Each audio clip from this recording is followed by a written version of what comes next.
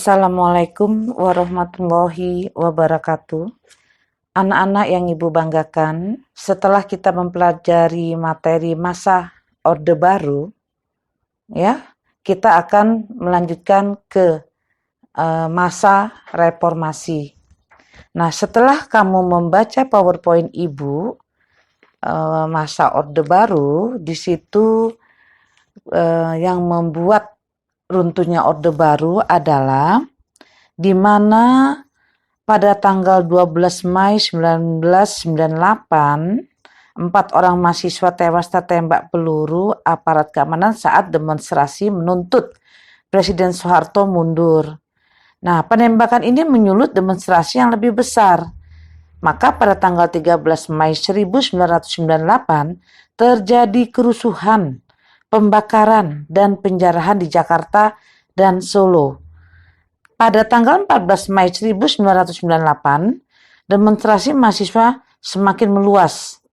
Para demonstran mulai menduduki gedung-gedung pemerintah di pusat dan di daerah. Di Jakarta, ya, ribuan mahasiswa menduduki gedung MPR DPR. Mereka berupaya menemui pimpinan MPR DPR agar mengambil sikap yang tegas. Selanjutnya, pada tanggal 18 Mei 1998, Ketua MPR DPR Bapak Harmoko meminta Presiden Soeharto turun dari jabatannya. Akhirnya pada tanggal 21 Mei 1998, Presiden Soeharto menyatakan mengundurkan diri sebagai presiden dan menyerahkan jabatan presiden kepada wakilnya B.J. Habibie.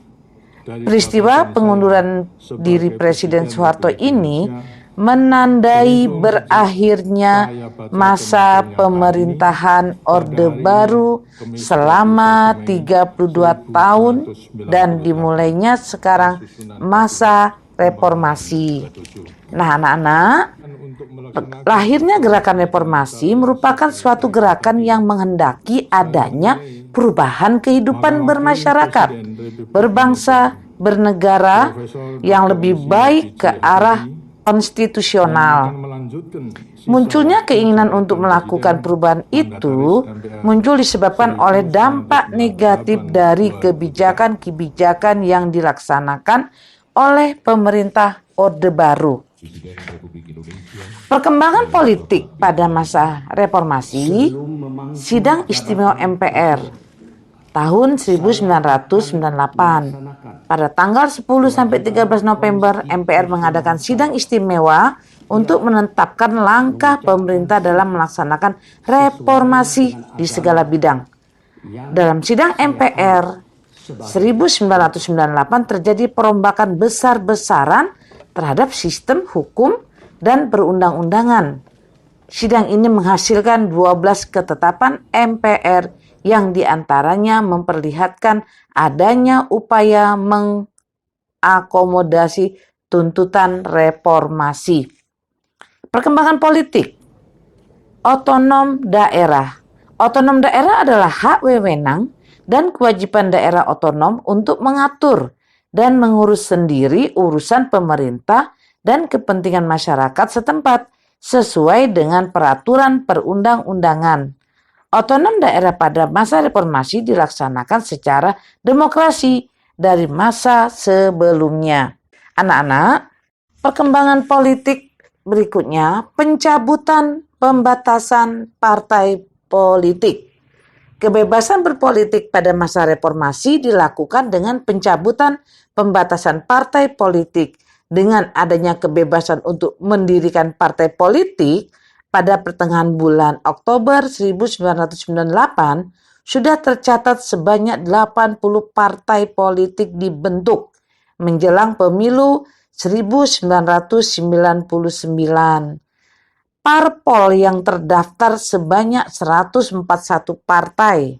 Parpol itu partai politik ya anak-anak.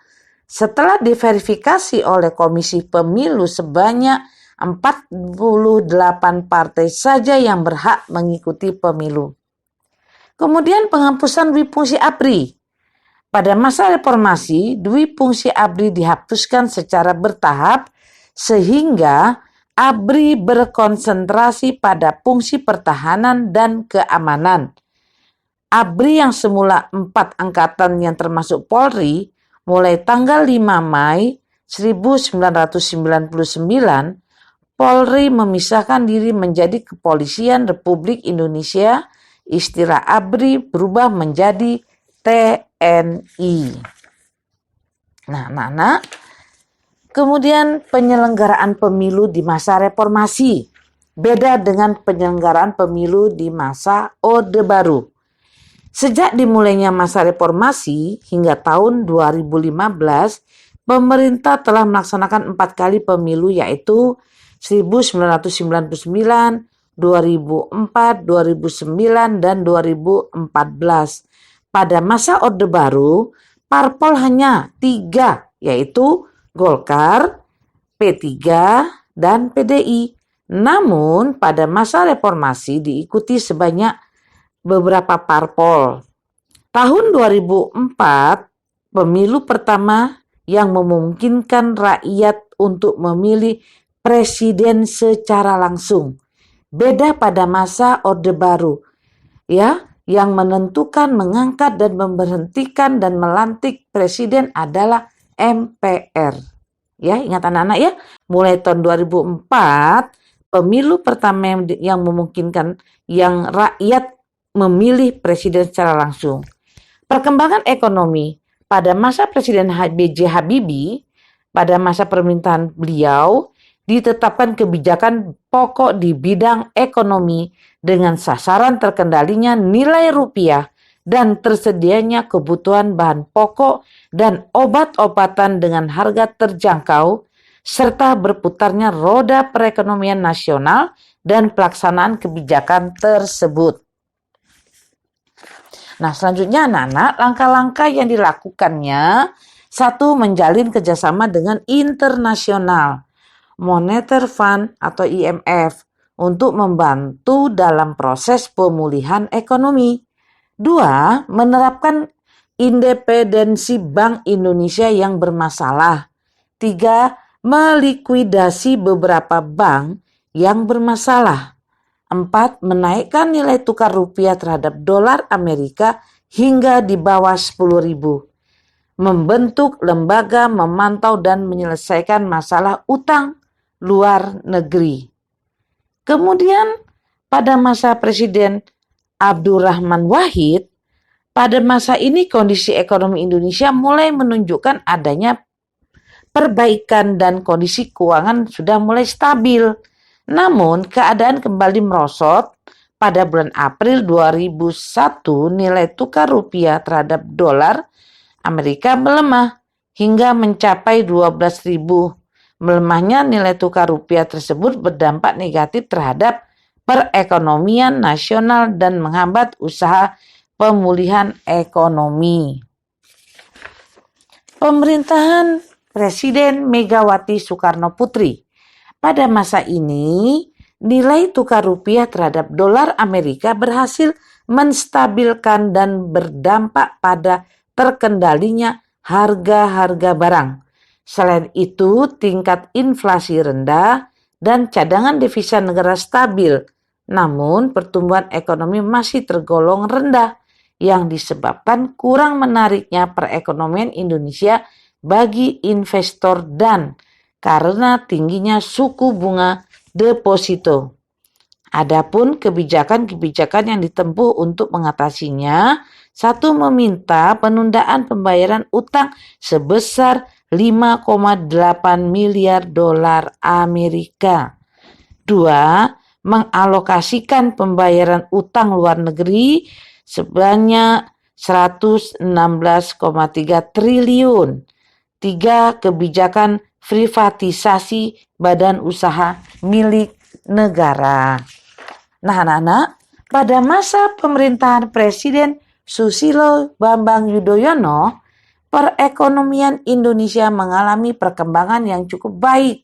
Pada masa kepemimpinan Presiden SBY, hal ini terlihat dari rata-rata pertumbuhan ekonomi Indonesia yang bertahan dari pengaruh krisis ekonomi dan finansial yang terjadi di zona Eropa sepanjang tahun 2008 hingga 2009. Dalam penyelenggaraan perekonomian negara, pemerintah menerapkan kebijakan. Dalam menyelenggarakan perekonomian negara, pemerintah menerapkan beberapa kebijakan antara lain mengurangi subsidi bahan bakar minyak, pemberian bantuan langsung tunai, pengurangan utang luar negeri. Nah, anak-anak, bagaimana kehidupan masyarakat Indonesia pada masa reformasi? Kalau kita lihat anak-anak ya, kehidupan sosial masyarakat Indonesia pada masa awal reformasi sempat diwarnai dengan terjadinya berbagai konflik sosial yang bersifat etnis di tengah-tengah masyarakat. Hal ini menyebabkan kondisi sosial masyarakat yang kacau akibat lemahnya hukum dan kondisi negara yang tidak kunjung membaik, mengakibatkan sering terjadi gesekan-gesekan dalam masyarakat dan kebebasan bersuara berbagai aspirasinya. Pendidikan pada masa reformasi. Kita lihat anak-anak, pada masa pemerintahan reformasi menjalankan amanat Undang-Undang Dasar 1945 dengan memprioritaskan anggaran pendidikan sekurang-kurangnya 20% dari anggaran pendidikan, anggaran pendapatan belanja. Selain itu, pemerintah juga memberikan ruang yang cukup luas bagi perumusan kebijakan-kebijakan pendidikan baru yang bersifat reformatif dan revolusioner. Nah, kemudian anak-anak, sesuai agenda reformasi, bidang pendidikan, masalah kurikulum selalu berganti-ganti kurikulum. Yang pertama, kurikulum berbasis kompetensi. Kemudian kurikulum tingkat satuan pendidikan dan kurikulum 2013. Nah, ini yang membuat sedikit di bidang pendidikan masalah menerapkan kurikulum yang silih berganti. Bagaimana mengenai kebudayaan?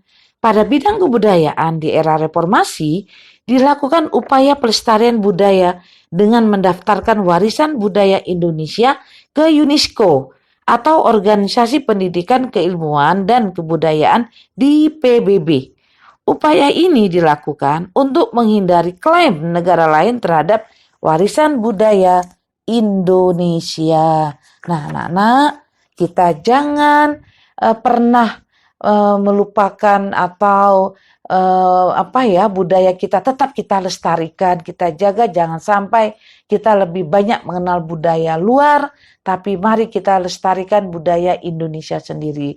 Untuk pembangunan di daerah kita Kalimantan Barat, kita sudah melihat dengan adanya reformasi, pembenahan-pembenahan di segala bidang, apakah pelebaran jalan, penanaman pohon di tengah-tengah kota, kemudian pembuatan saluran, bahkan di Pontianak, di Kalimantan Barat, di ibu kota Pontianak sendiri, pengembangan daerah-daerah wisata di sepanjang pesisir Sungai Kapuas, kemudian meningkatkan kuliner-kuliner yang terjangkau oleh masyarakat dan kebersihan mulai kita tata dengan baik.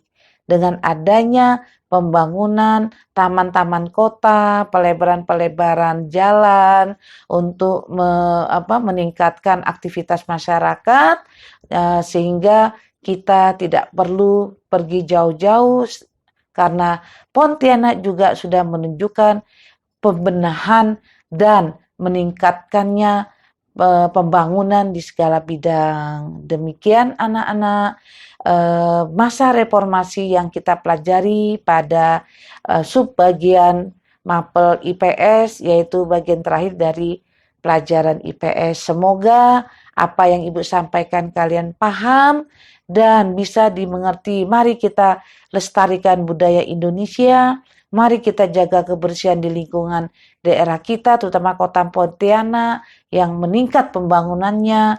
Kemudian mari kita cintai sejarah Indonesia. Demikian anak-anak, Ibu akhiri. Wabillahi taufiq wal hidayah. Wassalamualaikum warahmatullahi wabarakatuh.